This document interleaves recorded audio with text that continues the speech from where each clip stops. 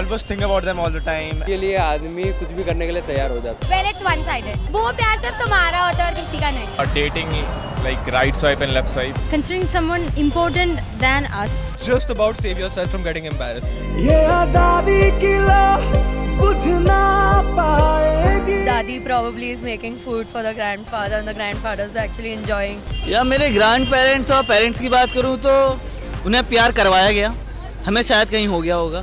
I think first it was very pure, now it's with demands, a lot of, a lot of needs. Like technology wise, letters to text messages. प्यार का pattern किसी generation पे depend नहीं करता, वो उस love को कैसे ले रहे हैं फीलिंग्स पे डिपेंड करता है। जनरेशन का आई डोंट थिंक इसमें कुछ वो है। I think previously there was more real love, but now these times mostly I've seen the fake ones. That like grandparents की generation में था कि you find one person and you're happy with them. Okay. And our parents still थोड़ा like became little worse. Now तो like nobody's happy with one person. Everyone wants like multiple people in their life. They're always like looking for something more. Because in their generation, almost pyar meant like you go from one to the next. In ours, it means you have one, then you have 5 years of therapy, and then you have the second. मोहब्बत से ही तो क्रांति love को तो अब religion में ही बांट दिया कि लव जिहाद हो जाता है, कास्टिज्म है, फिर शादी में प्रॉब्लम हो जाती है। बहुत सारे रिलेशनशिप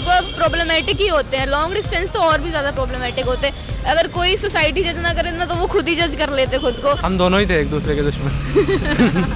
जितने भी फ्रेंड्स हैं जो रिलेशनशिप्स में उनके पेरेंट्स को पता ही नहीं है they are in relationship because they fear के जब उनके पेरेंट्स उनकी फैमिली सोसाइटी को पता चलेगा तो एक स्टीरियोटिपिकल जो सोसाइटी है वो है हमारे यहाँ इंडिया में। उनको ऐसा क्या लग रहा है कि वो कन्विंस नहीं हो रहा है, मतलब मैं क्या गलत कर रहा हूँ, क्योंकि प्यार करना पाप नहीं है, उनने भी किया है हम भी कर रहे हैं। मोहब्बत से ही तो क्रांति आएगी। I think loving someone unconditionally. I think सुकून।